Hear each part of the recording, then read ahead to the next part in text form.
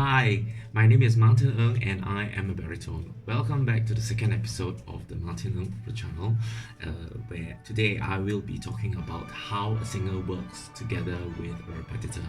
A repetiteur or a vocal coach is someone you go to learn an operatic role. So you are an opera singer today and you receive an engagement to sing a role in an opera. And usually, what happens is an opera singer, after learning the music on her own or on his own on the piano, will then look for a vocal coach or a repetiteur to go through the music. Now, this is different from a voice teacher, where the voice teacher will actually teach the singers techniques or vocal techniques involved in vocal projection or vocal emission.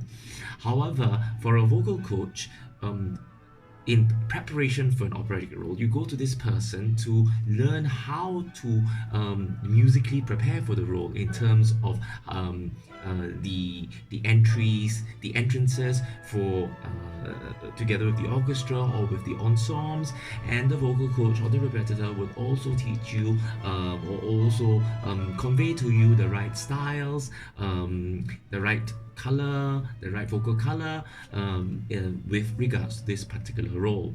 So it's not just the arias, but also the duets, the trios, and all the ensemble work, as well as the one-liners, which most opera singers find most troublesome to learn, and how it fits together with the music.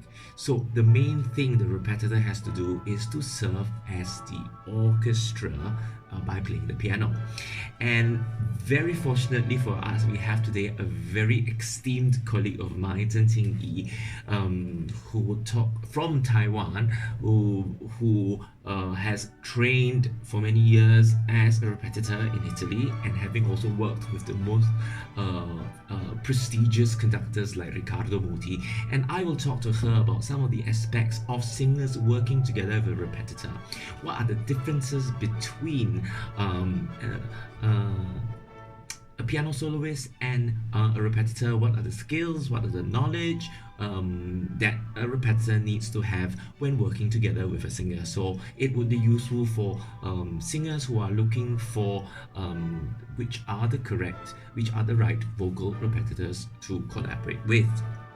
And also, I will also be dealing with how a vocal repetiteur needs to work with a singer.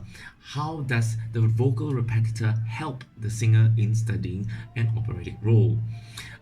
So without much ado, let's proceed head on into this interview with my friend. But before I proceed, if you like my channel, please do not forget to click like or click subscribe to the Martin Ng channel.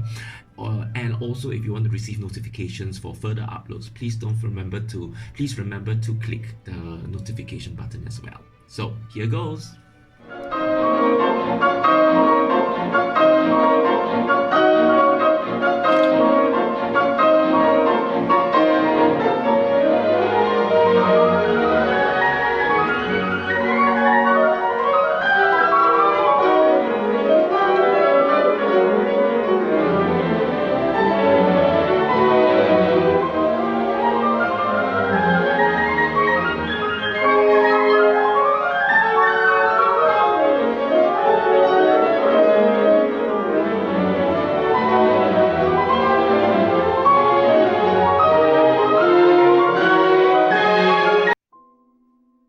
Hi.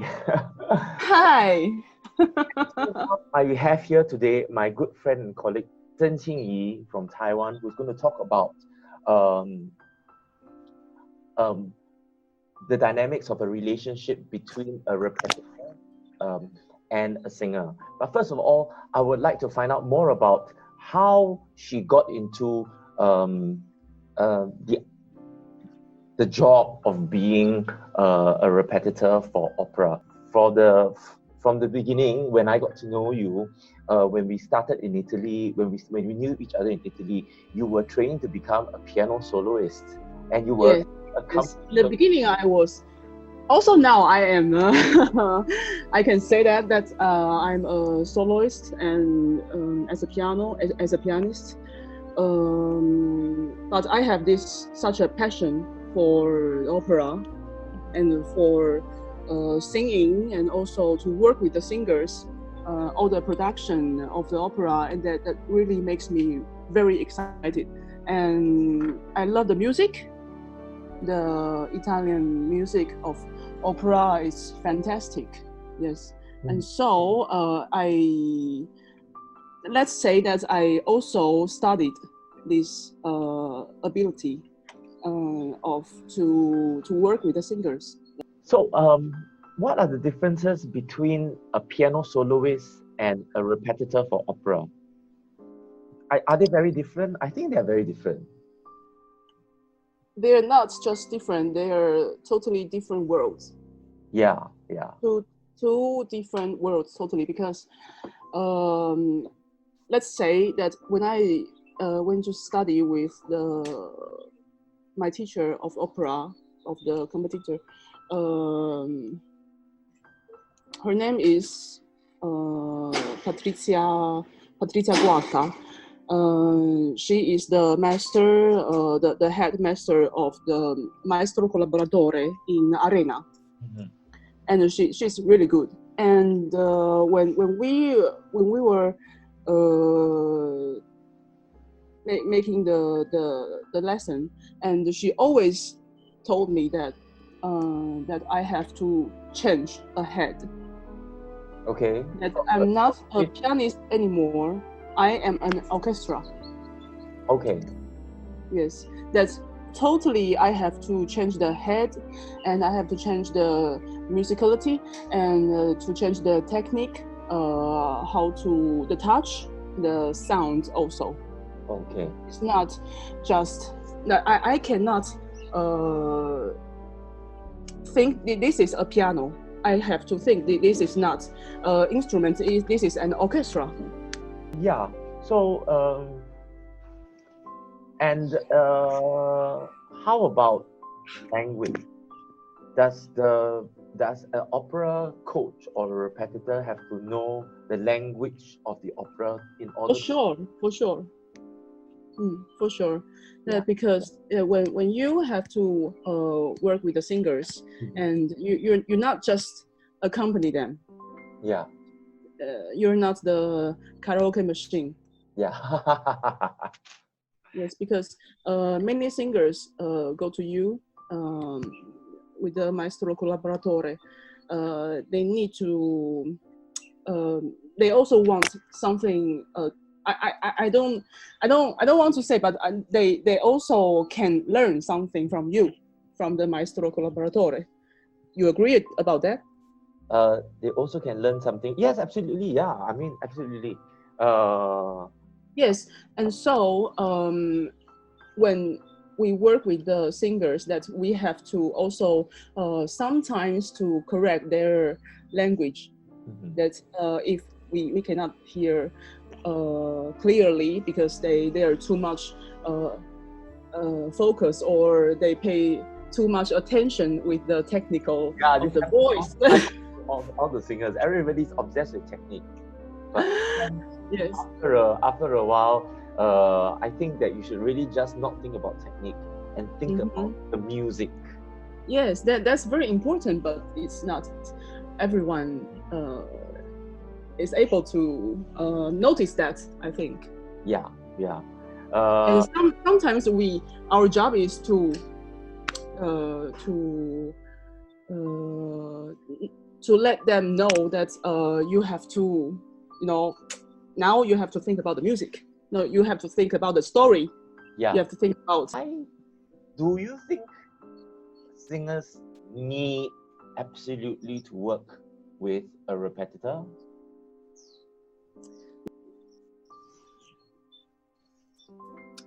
I think that they cannot just live in their own world. I'm just joking. That's an interesting point. So, what do you mean by singers living in their own world? That's just as I say to you, that they cannot just mind their business of the voice. Yeah. Of themselves, because on the stage you have many other things that you have to care about, because you have other singers, you have the orchestra, you have the conductor, you have the you have to play the role, not just sing. Yeah, true. Yeah, you also have to act. Yes, absolutely. Do Yeah. you think that the singer can do all these things by themselves on their own? Maybe. I know for a fact that I play the piano very badly. And I admit that, and therefore I feel that that I definitely need to go to a repetitor to help me get all my musical points right. But I also, on top of that, I really need to go to a repetitor because I can best engage in the repetitor on a level in which he or she can tell me what are the certain dynamics, or what are the certain style, what are the certain ways to interpret the role. Sure, that's why you have to always go to the very, I think, one maestro collaboratore with much experience, I think. Yes. And who already collaborate with many conductors, Yeah, and who also play already in the opera house, theater for many years, and they can tell you about this kind of tradition. Yeah, I think that's a very, very important point that you mentioned, and that will definitely help the singer in being more prepared, not just learning the notes, but being able to actually deliver a role professionally, not just knowing the music, but interpreting the music as well. Yeah, and talking about the playing the piano, as you said before, I think it's also very important thing for singers to play the piano, to play the part of the accompaniment. Yeah. When you sing, when you study. Yes, it's very important because you can somehow understand what is happening under you. Yes. This brings me to another point, because if we know that from the vocal score, everything has been reduced to the piano part from the orchestra, do you think it is important for the singers to study the full score to know what exactly is the orchestration, for all the notes to know if, for example, this note or this progression is played by the clarinet and that is played by the strings? Is it? I think if you have the time, you can do that.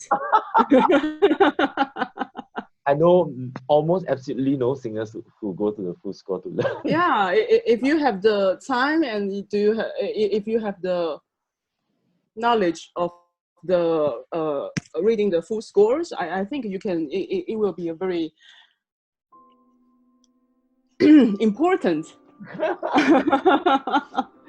Yeah, but I think for singers, you can just to study with the scores with the piano. I think because now you know we have just very limited time for preparing an opera in our time, and so I think that's for singers that you can just study and with the piano, and when you go to the you can listen to the music on the YouTube or something like that.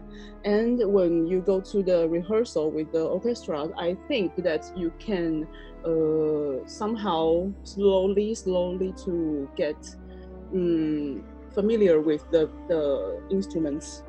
Yes. Yes. Orchestration. Yeah. Yeah. So